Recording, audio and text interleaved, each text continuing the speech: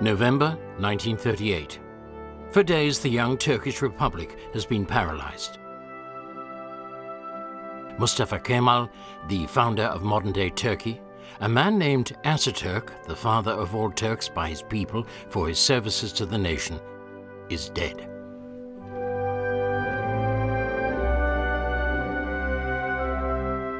On the 10th of November, shortly after 9 o'clock in the morning, the victorious soldier, patriot, and visionary politician closes his eyes forever.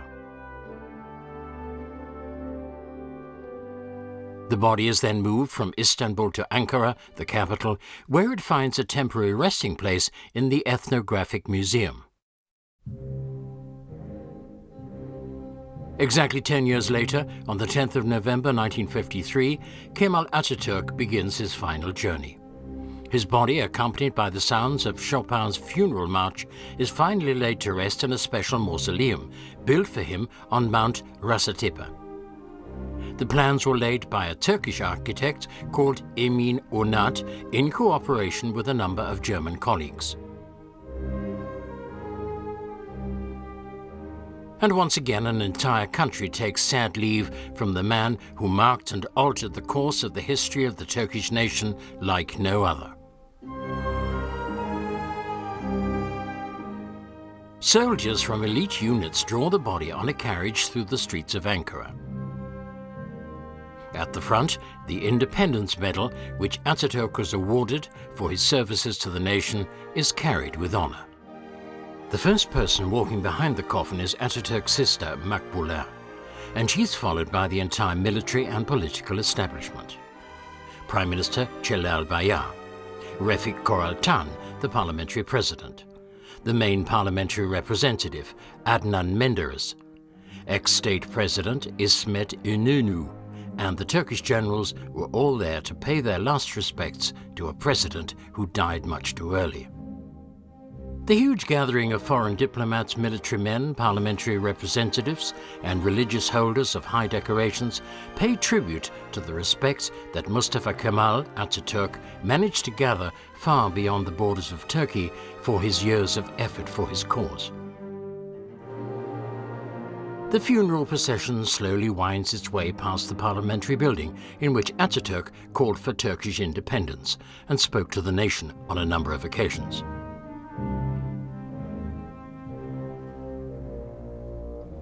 Before the sarcophagus is finally laid to rest in the underground crypt within the mausoleum, Prime Minister Celal Bayar reminds the huge congregation of the tremendous achievements of the late state founder.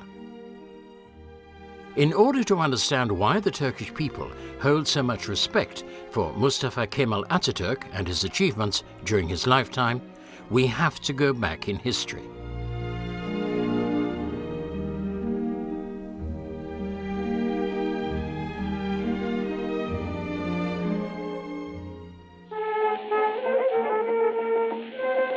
We go back to the year 1881. In May of this year, a baby boy is born in Salonika, the son of a customs official called Ali Riza Bey, and his wife, Subeda Hanim. The parents decide to call him Mustafa. Salonika, which was founded in the year 315 before Christ and named after the sister of Alexander the Great, was the former capital of the Thessalonica Empire. And Thessalonica probably gave young Mustafa a feeling for historical greatness quite early on. The fortified military harbour, the imposing buildings, and the hustle and bustle in the streets and squares still hinted at the former importance the city had had.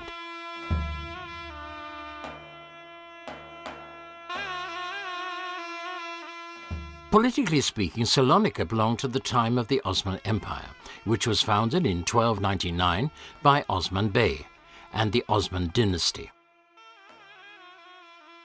Osman Bey himself stemmed from the so-called Oghuzan, the Turkish warrior people who had their roots back in Asia Minor. This aggressive nomadic people called themselves Turks or Turks, and the name came from the word Türke, meaning the strong. Osman's successors swept into the Balkans and captured Constantinople in 1453, formerly Byzance, adopting the city as the capital of their empire. In the decade, the era in which young Mustafa was born marked the blackest period of the Ottoman Empire. The former control over European territory, which once stretched as far as Vienna, had dwindled away to a small strip of territory from Albania via Epirus and Macedonia to Thrace. To the south, where conquered territory had stretched as far as Central Africa and the eastern parts of the Mediterranean, only Iraq, Lebanon, Palestine, and parts of the Arab Peninsula remained under Ottoman administration. Mustafa, who lives with his parents in the Muslim quarter of Salonika called Ahmet Subashi, is blonde and has blue eyes like his mother. Following the deaths of the first 3 children, the parents take great care of the newly born child and the 3 sisters who follow. The lad develops into a quiet loner who observes and analyzes everything going on around him intensely. Attaining school age, Mustafa attends a religious school because his mother wants it. But a few weeks later, his father advises him to switch to the Semzi Efendi school, which uses modern teaching methods. And it was here that he gets an excellent education. Following the early death of her husband and one of 2 daughters, Mustafa's mother is forced to carry on alone. The family lived with an uncle in the country for a short time. Then, just a few months later, the family moved to an aunt who lived in Salonika. Mustafa attended a state school until he was able to pass the entrance examination for one of the new military academies in 1893, the so-called Rushdia, and was accepted. A teacher of mathematics who noticed the unusual talents of the young man gave him the additional name Kemal, the knowledgeable one. The academy had the declared aim of providing a broad-based modern education to young officer cadets who were expected to provide new impulses for the old-fashioned Ottoman army.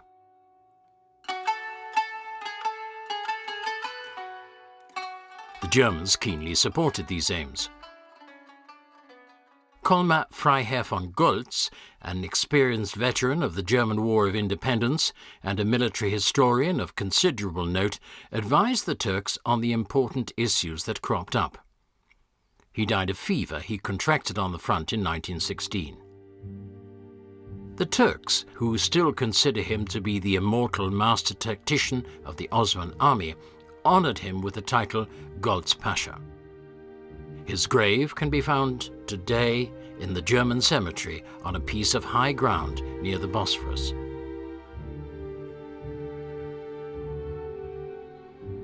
A rare section of film footage dating back to 1917 shows the visit of the German Kaiser to the cemetery. Mustafa Kemal's further progress appeared to be predestined. Once he graduated from the military academy, he took and passed the entrance examination for the senior military academy in Monastir, the capital of the Ottoman province of West Macedonia. Around about this time, a new political awareness was surfacing in army officers' establishments. Because they found the army-dominated structures of Sultan Abdülhamid II outdated, they began to organize themselves in private circles where they secretly discussed their ideas. As fate would have it, it was in the Sultan-supported military establishments that a new opposition was growing, who gave him the blame for the military defeats and the growing signs of state bankruptcy. Foreign language tuition gave the young officers the chance to read books that opened up new worlds for them. They called themselves Young Turks and focused their attention on the political and social developments taking place in the Western European nations.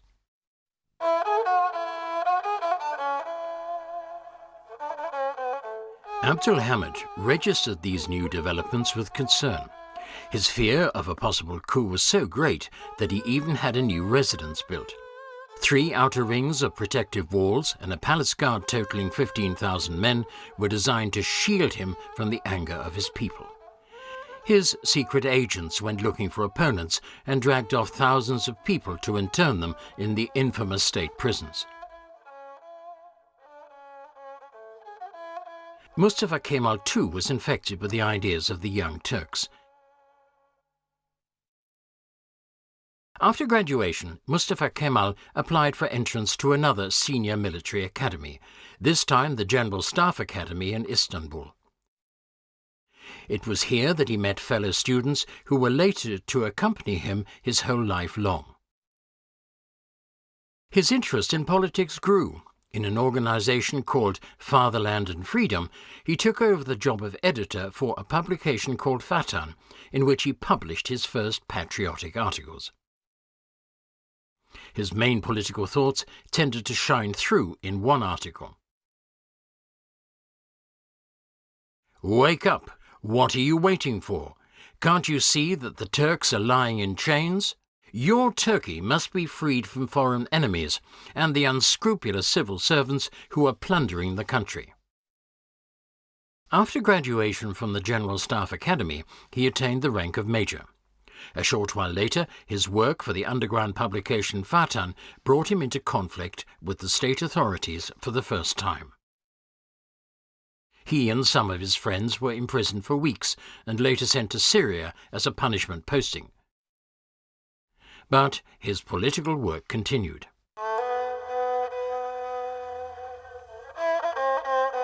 In spite of Mustafa Kemal's sympathy for the Young Turks renewal movement, there were still irreconcilable differences. The Young Turks were aiming for a greater Turkish empire consisting of all Turkish-speaking peoples in Asia, which would continue to be ruled by a sultan. But Mustafa Kemal rejected this kind of state idea. He wanted a Turkish national state and not multicultural expansionism. Even when the Young Turks staged a successful coup against Abdülhamid and installed his brother Mehmed as the new sultan, Mustafa Kemal remained reserved and kept his distance. In a letter to a friend, he wrote down his ideas for the future. The Sultanate must be destroyed. Religion and the state must be kept separate. We have to turn away from Eastern civilization and turn more to the West. We have to do away with the difference between a man and a woman and create a new social order. The Arabic way of writing, which also prevents us from taking part in Western civilization, has to be done away with. We need to develop an alphabet of our own, which is based on the Latin script. And we have to do everything, even as far as the clothing we wear, to move closer to the West. Believe me, one day all this will become reality. One day I will realize these revolutionary steps, and the people to whom I belong will believe me.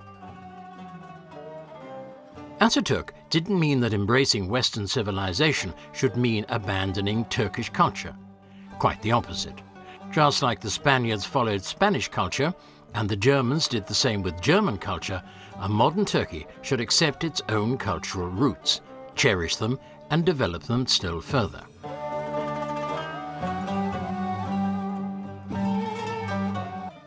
In 1912, during the First Balkan War, Bulgaria, Serbia, Greece and Montenegro formed an alliance and managed to take back most of the territory in Europe occupied by the Ottoman Empire. The loss of the Balkans during the turmoil of these years led the Young Turks to adopt a new political aim. Osmanism should be replaced by the national idea of Turkism, which could be achieved with the aid of a strong army. In order to modernize the army, Enver Pasha, who was one of the leading figures in the Young Turk movement, and like Mustafa Kemal, a graduate of the military academy in Monastir, began to get more German military advisors into the country. It was a decision much criticized by Mustafa Kemal because he was convinced that the reorganization of the Turkish army should be done by the Turks. Dark clouds were beginning to gather across Europe. It was on the 28th of June 1914 that a Serb nationalist called Gafrian Princip shot the next in line for the Austrian-Hungarian throne, Archduke Franz Ferdinand and his wife. The echoes of the shots resounded all over Europe, and the entire continent trembled. Mobilization was carried out on all sides, and a short time later, the armies of the major European powers marched forward to take up positions. At first, the Ottoman Empire took up a neutral stance, but Enver Pasha, who sympathized with the German side because of an earlier appointment as a military attaché in Berlin, decided to line up with the Central Powers and thus took his country into the First World War.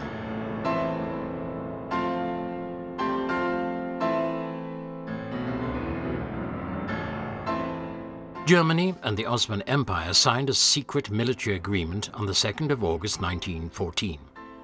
One day later, general mobilization took place in Turkey. The Germans sent a battle cruiser, the Goeben, and the Breslau, which was a small cruiser, to support their allies. Both warships arrived in Istanbul in early August and went out to engage Russian fortifications under the Ottoman flag. Mustafa Kemal, who was watching political developments in Sofia, was against the military alliance because he didn't see any need for it. It was on the 4th and the 5th of November that the Western powers declared war on the Ottoman Empire. At the beginning of 1915, British and French warships moved into position in the Dardanelles, the strait between the Aegean Sea and the Sea of Marmara. The specific aim of this large-scale naval action was to gain control of the straits as a precondition for sea connections with Russia. When Mustafa Kemal was given the order to take command of the 19th Reserve Division and to take part in the defense of the Dardanelles, he had no idea that this was to become a crucial turning point in his life. It was on the 19th of February that the Allied warships opened fire on the Turkish coastal defenses. At this point, Mustafa Kemal and his men had taken up positions on the Gallipoli Peninsula. The 18th of March, 1915. Large Allied warships attempt to break through the Straits of Dardanelles. The British War Minister Lord Kitchener and his naval commander Winston Churchill, who had played a part in planning the campaign, hadn't really expected any great resistance, but they were wrong. The attack failed under the pressure of fire from the Turkish coastal batteries and torpedo and mine attacks from German U-boats. The French warship Beauvais, as well as the British cruisers Irresistible and Ocean, were sunk, and a further 4 vessels damaged. In a further attempt to seize control of the straits, the Allies launched a large-scale attack on Gallipoli with 81,000 men on the 25th of April. Without any hesitation, Mustafa Kemal seized the initiative and put his men in the path of the advancing British forces. Something that hadn't been thought possible took place. The British attack was repulsed. Even a second landing attempt on the southern peninsula near Al-Sitepe by Allied troops was halted by Turkish fire. At the end of the fighting, the Entente nations had suffered a serious defeat. The 1st of June saw Mustafa Kemal promoted to the rank of colonel for his successes and personal courage. Then, during the night of the 7th of August, the British made a third try to move behind the Turkish forces close to Suvla Bay, which is north of the strategic Arıburnu high ground. Once again, it was Mustafa Kemal who stood firm. There are eyewitness reports of how he led his troops forward and called on them to show courage in a hail of fire. His example helped his troops to stand firm even in the face of a gas attack intended to break resistance. Later, the international criticism of the British use of gas prompted Churchill to show his true colours when he said he couldn't understand the oversensitive reaction to the use of gas. He said he was definitely in favour of using it against uncivilized tribes. But even this weapon of war didn't help the British. At the end, the Turkish forces were able to register success. The battle for Gallipoli ended in a huge victory. Just how courageous the Turkish soldiers had been was mirrored in the loss of life. 90,000 dead and over 200,000 wounded was the price paid for victory. The real hero of Gallipoli was undoubtedly Mustafa Kemal. The Turkish newspapers described him euphorically as the savior and hero of the fatherland. For the very first time, his name was mentioned all around the world.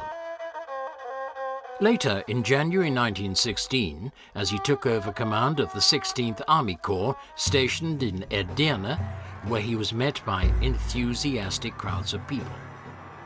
After another posting to the East Anatolian Front, he was later promoted to the rank of general on the 1st of April 1916 and was awarded the honorary title of Pasha. The situation of the Turkish forces fighting on the Eastern Front was dramatic. They didn't have enough weapons, ammunition, food and clothing. The men were worn out and ill. The war could not be won with men in this condition. In spite of a great deal of personal initiative, Mustafa Kemal could not halt the advance of the Russian Tsar's troops. The situation changed after the February Revolution in 1917. The Russian army too was tired. The political words of the Soviet revolutionaries promised peace, bread and prosperity, and this went down well with the tired troops. The Turkish army used the apparent breakdown symptoms within the Tsar's forces and launched an offensive which suddenly recaptured the East Anatolian territory. In spite of all this success, the war could no longer be won. The outcome of the war had been militarily decided. It was on the 18th of January 1918 that the American President Woodrow Wilson published a 14-point program, which was intended as a basis for a forthcoming peace agreement. The program put forward the idea of a Turkish government for the areas of the former Ottoman Empire where Turks lived. Mustafa Kemal travelled to Vienna in June of the same year to find a cure for a painful kidney problem. His doctors ordered him to go to Carlsbad to take the waters for some months. During his stay in the modern spa town in Bohemia, with its healing waters from springs in the earth, Mustafa Kemal used the time for intensive thought about the future of his country and the personal role he would have to play in rebuilding it. His notebook, dating back to these times, contains all the basic ideas for social renewal in Turkey. Although his stay in the health resort was not actually completed, he returned to Istanbul on the 3rd of July 1918 following the death of Sultan Mehmed V and the appointment of his successor, Vahdettin's, as Sultan Mehmed VI. Shortly afterwards, the final act of the military conflagration unfolded. Using a number of tanks, the Allies managed to break through the German lines in the west on the 18th of July 1918. As the German forces staged a defensive retreat, the Entente forces breached the enemy lines on the Macedonian front. Bulgaria was forced to capitulate. The way to Istanbul lay open. The Ottoman Empire had been defeated. Leading young Turks, Talat and Enver Pasha resigned and left the country on board a German torpedo boat. It was on the 30th of October 1918 that the defeated Ottoman Empire signed the Mondros ceasefire agreement on Lemnos Island. The demands of the victors were a catastrophe for the losers. Turkey was pushed back to Anatolia. The Dardanelles and the Bosphorus were required to remain open for British and French warships.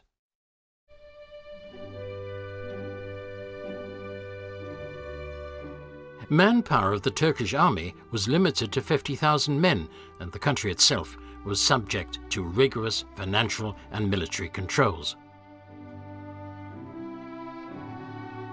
As the British occupied Iskenderun and the oil-rich region around Mosul on the 8th of November, it appeared that Turks had been reduced to a colonized people. General Mustafa Kemal Pasha, realizing that the Turkish people would never accept the will of the victorious powers, set about planning military resistance. Together with his friends General Ali Fuat Cebesoy, General Kazim Karabekia, Marine Minister Rauf Orbay, and Colonel İsmet İnönü, he began to prepare armed resistance in Anatolia, where he'd been sent to take over the post of military inspector by the Sultan. The 15th of May 1919 saw Greek marine infantry landed near Izmir under the protection of Allied warships. Those responsible wanted to lay the foundations for a greater Greek empire. It came to fierce fighting during the occupation of Izmir, and many Turks were killed. Turkish flags were burnt and replaced with Greek ones. Fury was the best way to describe the feelings in Anatolia. Mustafa Kemal and his close followers landed in Samsun on the Black Sea coast on the 19th of May. He was then 38 years of age. It was a decisive step on the path to the national fight for freedom. He later celebrated the date of his arrival as his birthday.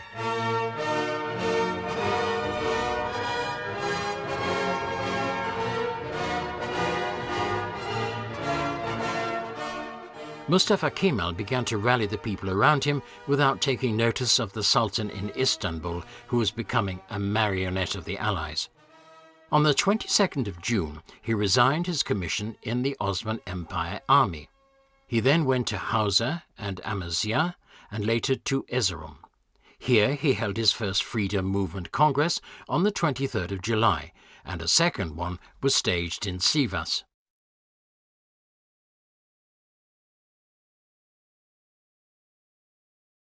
It was certainly his charismatic leadership qualities that helped him turn the resistance against the Allied occupation policies into a movement designed to achieve national independence.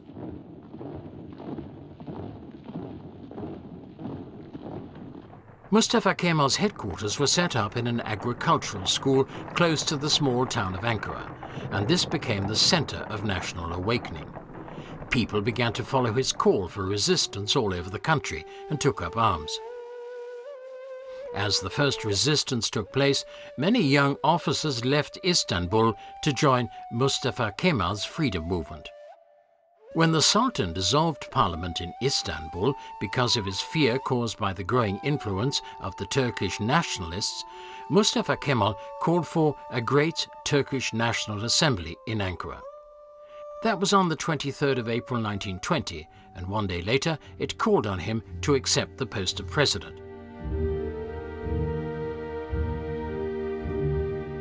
Parallel to these events, the Allies meeting at a conference in San Remo had decided on the division of the Ottoman Empire territories from the Turkish homeland.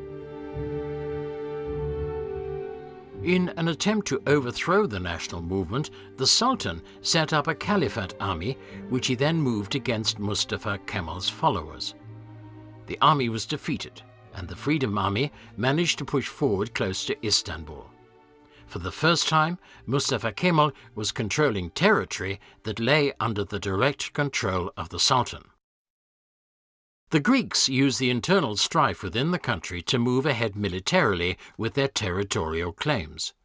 Greek forces pushed into Anatolia and occupied the Turkish town of Balıkesir and the old Ottoman Empire capital Bursa. By the 27th of July, Greek army units had managed to take over Thrace and the town of Edirne.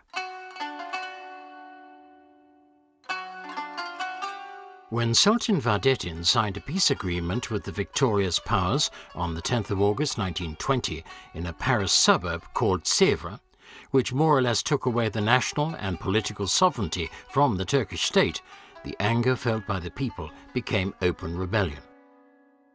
The contractual details, which were basically dictated by Britain, more or less meant the dissolution of the Turkish state. The European parts of Turkey, with the exception of Istanbul and the area around Izmir, went to Greece. The strategically important straits were to remain open for all merchant shipping and warships in both peace and war times. The eastern provinces, consisting of Erzurum, Oltu, Van and Bitlis, were promised to the Armenians, and the French occupied Kilikien, Marash, Antep and Urfa, and the Italians gained the areas around Antalya, Aydin and Konya. For their part, the British gained control of the Turkish finances and the oil-rich territory around Mosul. The Turks themselves were left with a small strip of land around Ankara. The British Prime Minister Lloyd George, who played a role in working out the somewhat illegal German reparations demands at a conference in Versailles, described the agreement with Turkey as fair. He even went as far as to say the Turks would have to give up more territories than they'd earned. Mustafa Kemal and his friends categorically rejected the Sèvres Agreement. They broke off connections with the government in Istanbul and branded the 3 Turkish delegation members who'd signed the document as traitors. A wave of hate against the victorious powers was created as the details of the agreement became known. Mustafa Kemal summed up the general feelings when he said, "We will fight to the last man, and in the end we will smash their plans over their heads."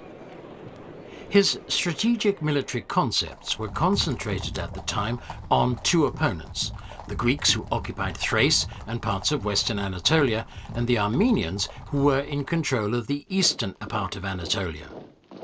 The Armenians, having overestimated their military potential, had declared war on Turkey in September 1920 in order to secure the territory promised to them in the Sèvres Agreement. The turn in events came quickly. The Armenians were defeated within a few months, and the towns they had occupied were regained. The 2nd of December saw the defeated side sign an agreement in Gümrü, which laid down borders as the course of the rivers Arpachay and Aras. On the same day, Armenia joined the Soviet Union. For the very first time, Turkey and the Soviet Union had a common border. Friendship agreements signed between Ankara and Moscow produced finance and military aid. It all brought peace and quiet to eastern Anatolia. Now, Mustafa Kemal had time to pay attention to the Greek occupiers. He appointed the former head of the General Staff, Colonel İsmet, to Supreme Commander of the Northwestern Army. It was on the 10th of January 1921 that the first clash came with advancing Greek forces. It was in İnönü, a place name that Colonel İsmet later took as his family name. The Turkish troops gained the upper hand and forced the Greeks to return to their initial positions near Bursa. It was this retreat that caused the English-Italian-French front in the Orient to start to fall apart. The 20th of January 1921 saw the Greater National Assembly pass the first Turkish constitution. General Fevzi Çakmak was appointed Prime Minister. The Soviet Russians were the first country to recognize the new state. The Kemalists, as supporters of Mustafa Kemal, had achieved international recognition. It was a decisive step, but the fighting was still not over. The Greeks launched attacks again on the 23rd of March. Once again, İsmet İnönü managed to weather the storm. As his troops began to attack, the Greeks retreated. Mustafa Kemal thanked his general with the following words: "You have not only conquered the enemy, but also the unhappy fate of the nation." The situation took a turn for the better, and also on the diplomatic front. The British and French took up contact with Mustafa Kemal. In the meantime, they'd recognized that he alone was the leader of the Turkish nation. In spite of all this, the Greeks tried their luck on the battlefield once again. It was on the 9th of July 1921 that the Greeks set around 125,000 men in West Anatolia on the move in the direction of Ankara. Sure of success, King Constantine accompanied his troops to experience the advance. The Turkish forces were hopelessly outnumbered. They had little to counter the Greek tanks, airplanes and cannons, but their courage alone. As the National Assembly promoted Mustafa Kemal to Supreme Commander of the Turkish forces on the 5th of August 1921, it heralded a period of bloody fighting which ended on the 9th of September 1922 with the freeing of Izmir. Knowing too well that the very existence of Turkey was at stake, Mustafa Kemal pushed through emergency laws to enable a quick extension of the army.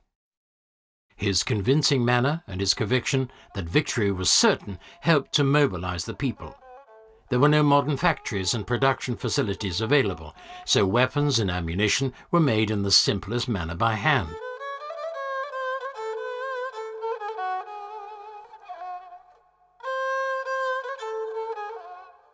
There were no lorries, so women and girls carried equipment, food and munitions to the front. It didn't matter whether they were men or women, young or old. No one tried to avoid their patriotic responsibility to save their fatherland. Fighting raged and destroyed the country over the next few months. A trail of horror marked the path of the Greek army. Villages were in flames, fields and crops were destroyed, and the civilian population fled to the mountains.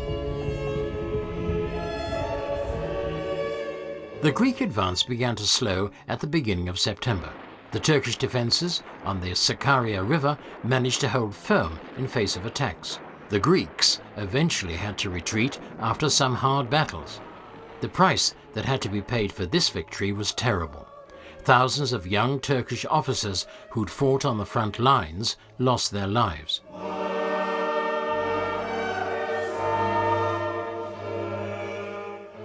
Although the Allies were attempting to save the threatening defeat of the Greeks by diplomatic means, Mustafa Kemal was preparing the final blow against the occupiers.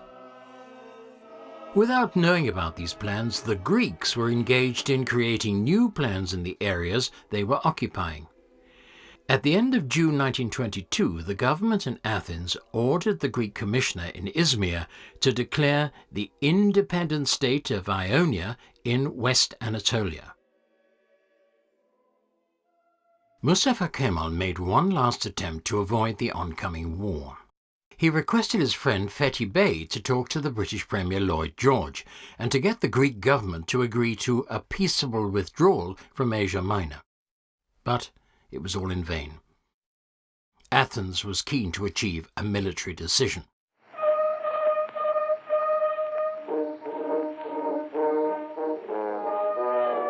It was on the 20th of August 1922 that Mustafa Kemal arrived at his headquarters in Aksahir, where 15 Turkish divisions had taken up position. His plan was to smash through the Greek front in the area around Afyonkarahisar, from the south in fact.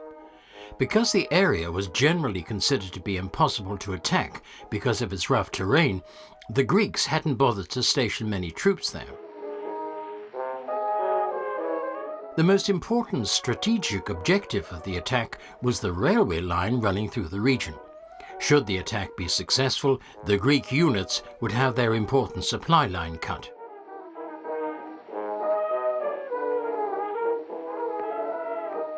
The Turkish artillery batteries opened fire in the early hours of the morning on the 26th of August. After the barrages of fire, 12 infantry and 3 cavalry divisions moved forward to attack. The Greek front was completely overrun within 48 hours. Afyonkarahisar fell into Turkish hands on the 29th of August, and the decisive battle was won by the Turks at Dunlumpinat on the 30th of August. Today, this day is celebrated by the Turks as a national holiday. The Greek army fled westwards in the direction of Izmir. During their retreat, they destroyed the main parts of Uşak and Manisa. Hundreds of Turkish villages and small towns went up in flames. As the Turks continued their advance, the Greek retreat turned into a disaster. Tens of thousands of Greek soldiers were taken prisoner, and the rest fled to ships lying in the harbour in Izmir. Izmir was also put to the torch.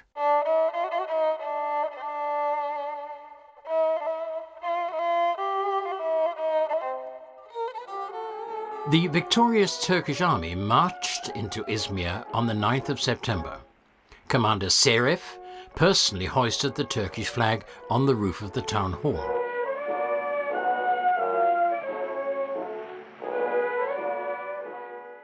When Mustafa Kemal, together with Marshal Fevzi Çakmak and General İsmet İnönü, made an appearance on the town hall balcony, the people cheered them. Following this victory, Mustafa Kemal turned his attention to the Dardanelles and Istanbul, which was still occupied by the Allies. An important step towards freeing these areas came with the signing of the Mudanya Agreement, which was signed on the 11th of October 1922 by representatives from Ankara, France and Italy. It was laid down that the Greeks should withdraw their troops behind the Maritsa within 14 days. Thrace should come under Turkish administration at the beginning of December 1922. The Gallipoli Peninsula and the zone around Istanbul should remain under Allied administration until a final peace agreement had been signed. And thus, the war was ended. Mustafa Kemal resigned as Supreme Commander of the Turkish Army in order to concentrate on the political and social reforms in Turkey. His first task was to bring the Ottoman Empire to an end. On the 1st of November 1922, the Turkish National Assembly passed the following document. The Ottoman Empire no longer exists. A new state has been created, and the constitution lays down that the people alone have the power. Laws must follow the power of the people, and the Sultanate is now history. The government in Istanbul is not legal. Istanbul and its surrounding areas belong under the influence of the government in Ankara. The cabinet in Istanbul is dissolved 3 days later. The national government takes over the administration of the former capital on the Bosphorus. Then, on the 16th of November, charges accusing Sultan Fahrettin of treason are laid. He, together with his son and some servants, flee the country on board the British warship Malaya. The Lausanne Peace Agreement is signed on the 24th of July 1923. It brings an end to the disarray and suffering of the years just past. Greece and Bulgaria have to accept the pre-war borders. The eastern border remains, as it was agreed on with the Soviets in 1921. For the Turks, this agreement means complete legal acceptance of Turkey as a sovereign, independent state. Mustafa Kemal has managed to achieve his main aim, and his country is free from foreign occupying forces.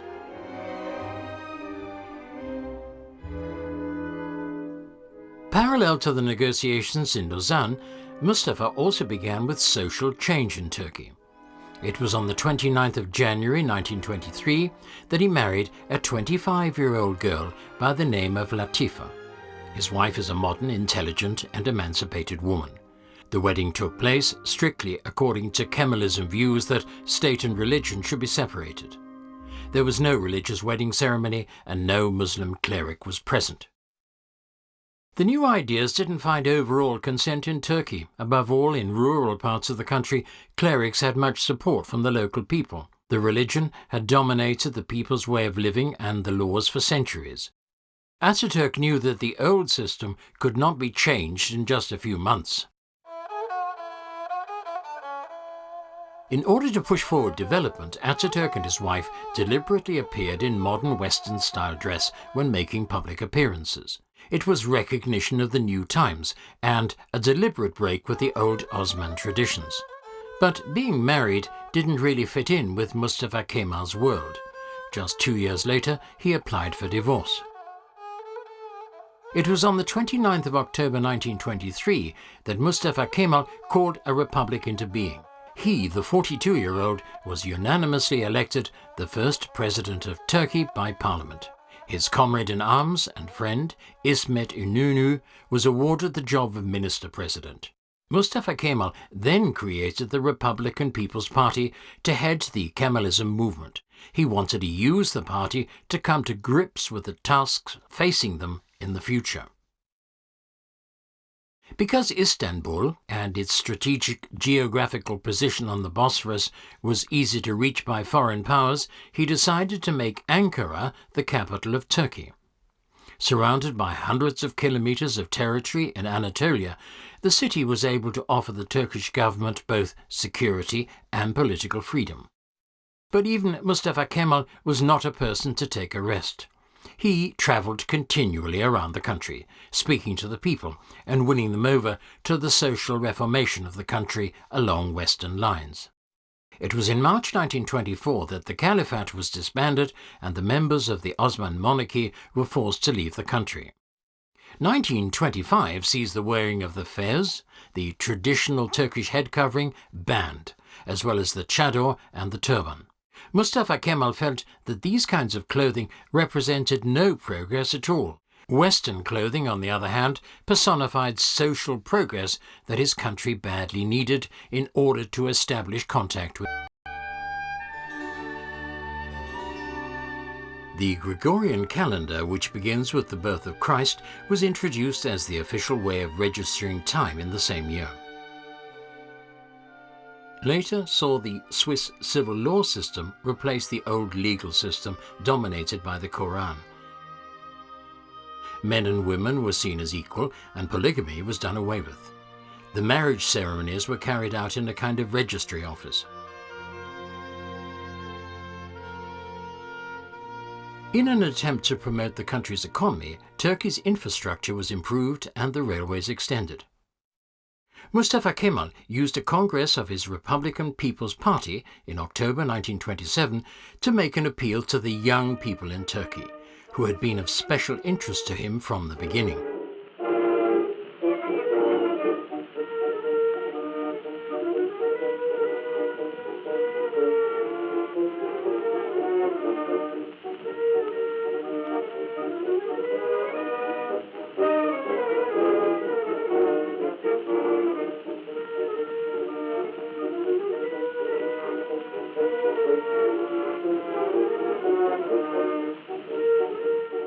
Unmoved by criticism from fundamentalist religious circles in particular, he moved ahead with his reform policies. The Latin alphabet was introduced to replace the old Arabic script. Islamism lost its position as the state religion, and the religious schools for clerics and judges were dissolved. Every adult Turk had the right to choose his or her own religion. Women were granted equality and the same rights as men, and were thus given access to all areas of official life. Compulsory schooling was introduced to improve education. Universities, vocational training schools, libraries and museums were opened in the big cities. Even a conservatorium was opened in Ankara, which taught classical European music.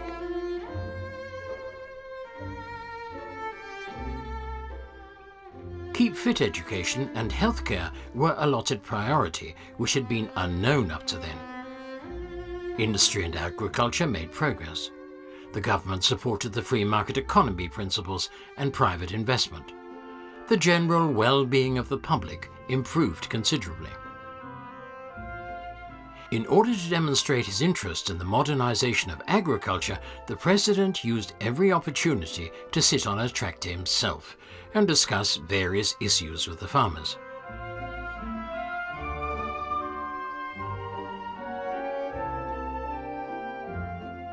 There was no area in the country that was being ignored, and no problems that the people themselves couldn't tell him about.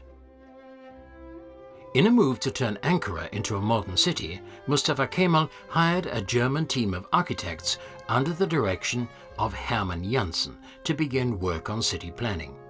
He took a personal interest in putting the planning into practice and often turned up unexpectedly to see how building work in Ankara was progressing. Within a few years, Ankara was changed into a blossoming city with modern buildings, wide streets, and attractive squares. When Turkey gained membership of the League of Nations on the 18th of July 1932, even relations with the Western powers began to normalize. It was on the 29th of October 1933 that the Turkish Republic celebrated the 10th anniversary of its founding. The state founder gave a milestone speech to a large audience including many international guests. His speech ended with the words, "Happy is he who can say he is a Turk." The following celebrations presented an opportunity to demonstrate the successes achieved in the previous decade. Then, on the 14th of November 1934, the Great Turkish National Assembly honored Mustafa Kemal with the surname Ataturk, or Father of all Turks. It was an honorary title that was his and his alone, and could not be earned by anyone else. The international community, too, recognized Ataturk's achievements. High-ranking statesmen presented their credentials. The Shah of Persia, Reza Pahlavi, paid a visit, as well as the British monarch King Edward VIII and King Abdullah of Jordan. Mustafa Kemal paid particular attention to German-Turkish relations. The joint recognition of their national identities helped to form the basis of the friendship.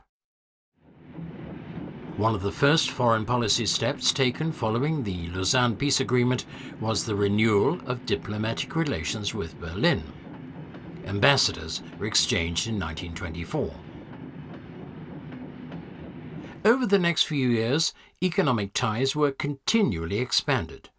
German loans and German experts helped to promote the industrialization of Turkey. Trade agreements and a friendship agreement put the seal on the excellent relations.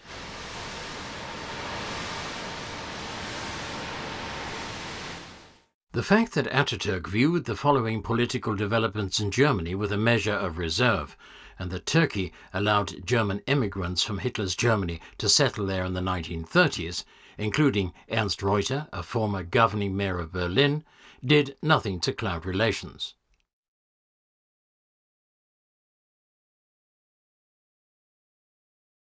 When the Turkish ambassador, Cemalettin Gökçen, died in the middle of the 1930s, the body was returned home from Berlin with full honours.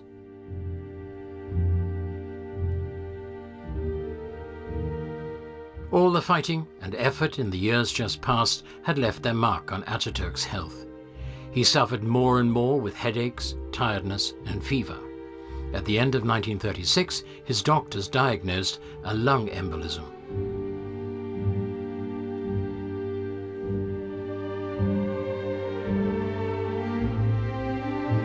His medical advisors were of the opinion that he should withdraw from daily political life. The main part of his time was spent in his villa in an area called Florya in Istanbul. He spent his time watching over the bringing up of his two adoptive children, met with guests, and attempted to regain his health. As his health continued to deteriorate, the Turkish leader drew up his last will and testament on the 5th of September 1938. He left his entire estate to his party. The monies gained from the administration of his estate were to go to his adopted children and allow the children of his old comrade in arms, İsmet İnönü, to go to university. His health deteriorated to such a degree that his doctors could no longer help him. He died just after 9 o'clock on the 10th of November 1938 in the Dolmabahce Palace in Istanbul.